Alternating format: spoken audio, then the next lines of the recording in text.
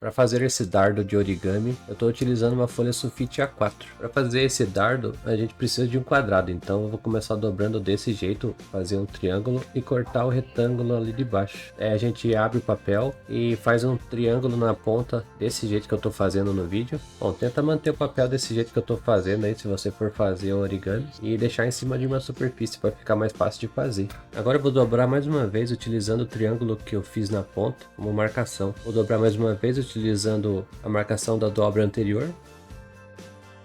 Vou dobrar mais uma vez, do mesmo jeito. Aqui dá para dobrar mais uma vez do mesmo jeito, dobra ao meio.